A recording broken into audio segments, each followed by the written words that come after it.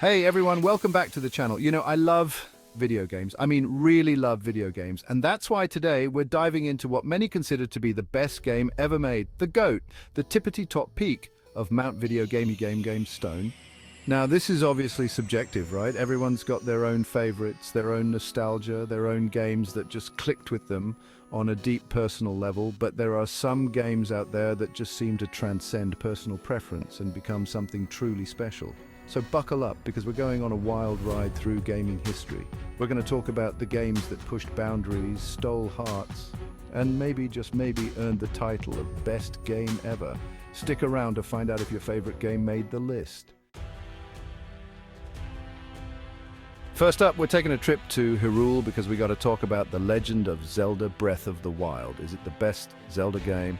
Maybe, maybe not. That's a whole other video, but is it one of the best games ever?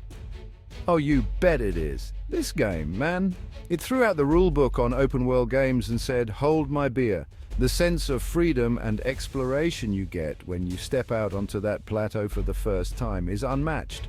You see a mountain in the distance, you can climb it. You spot a weird forest across a vast canyon, you can go there. No invisible walls, no hand-holding, just pure, unadulterated adventure. And the gameplay, the physics engine, the weapon durability system, don't at me. The way everything interacts with each other, it's a sandbox of possibilities. You can fight enemies head-on, sneak around and pick them off one by one, or just set the environment on fire and watch the chaos unfold. It's your world, your rules. But it's not just the gameplay and exploration that make Breath of the Wild so special. It's the atmosphere, the sense of wonder, the feeling that you're really discovering a lost world. The music is beautiful, the art style is charming, and the world is just begging to be explored. Seriously, I could talk about this game for hours. The shrines, the cooking, the characters, looking at you, Prince Sidon, it's all just... Breath of the Wild isn't just a game, it's an experience. It's a masterpiece of game design, and it's definitely earned its place on this list. Now, I know what some of you are thinking. Mark, you haven't even talked about insert your favorite game here yet? Don't worry, we're getting there. But first, we've got to travel to a land of monsters, magic, and really bad decisions. That's right, it's time for The Witcher 3. Okay, let's be real. The Witcher 3. Wild Hunt isn't just a game, it's an epic saga that could rival Game of Thrones.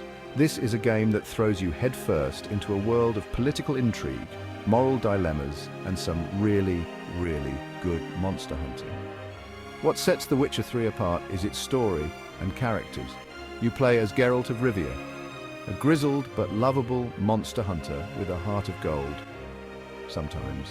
He's a complex character with a dark past, and you get to make choices that shape not only his destiny but the fate of the entire world. And the choices, man, they're not easy. Do you save the village from a griffin even though it means making a deal with a shady sorceress?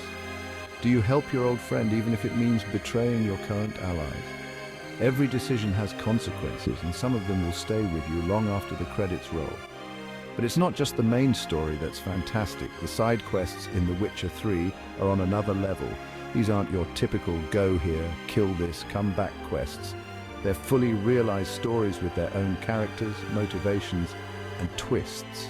You might spend hours tracking down a mysterious monster only to discover that it's being controlled by a grieving mother who just wants her child back. And then there's the world itself. It's massive, beautiful, and full of life and death. You can spend hours just exploring the countryside, getting lost in the forests, or getting drunk in taverns and playing Gwent, because who doesn't love a good card game? The Witcher 3 is a game that demands your attention. It's a game that will stay with you long after you've finished it. It's a masterpiece of storytelling, and it's an absolute must-play for any fan of RPGs. But what if you're not into epic stories or complex characters? What if you just want to build stuff? Well, my friend, have I got the game for you?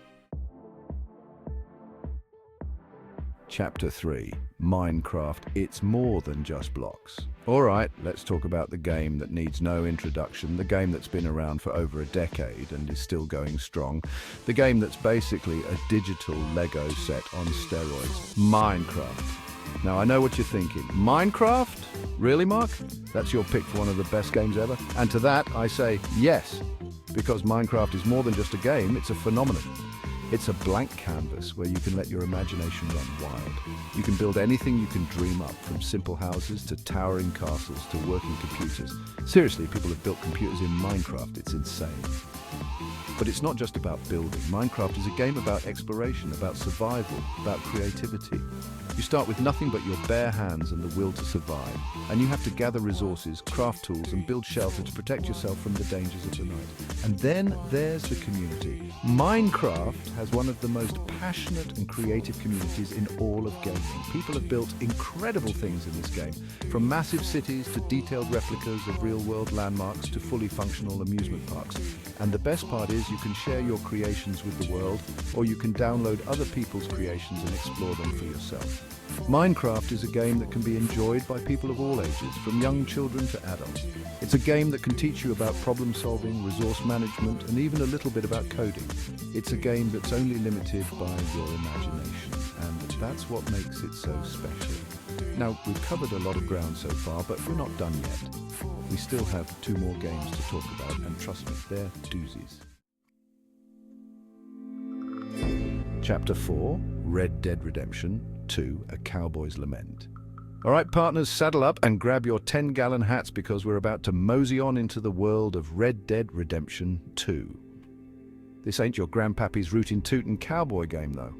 This is a game that'll make you feel every bullet, every sunset, every gut-wrenching decision like a punch to the soul. Red Dead Redemption 2 is a slow burn, I'll give you that.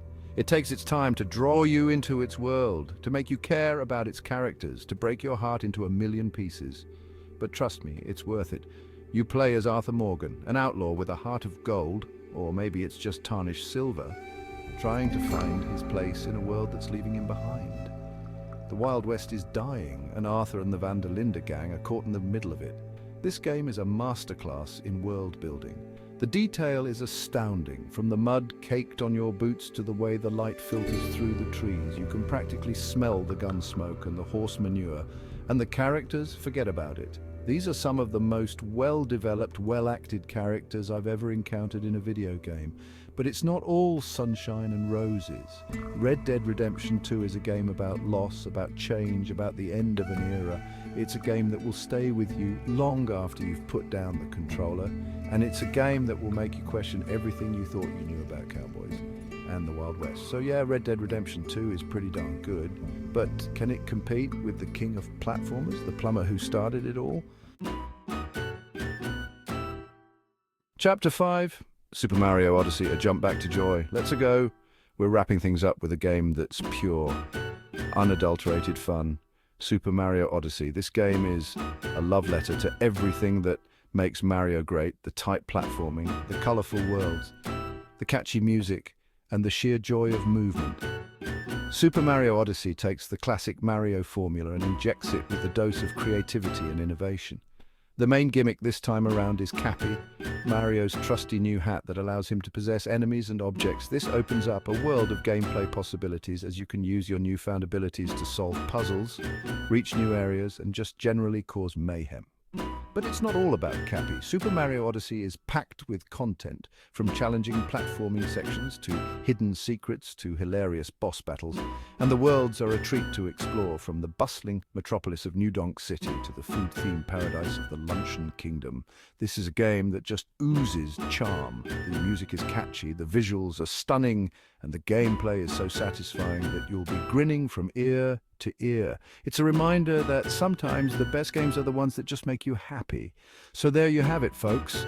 5 games that, in my humble opinion, deserve to be in the running for the title of best game ever. But ultimately, the best game for you is the one that you enjoy the most. Outro. So, what's your pick? Thanks for watching, everyone. I know, picking just 5 games was tough.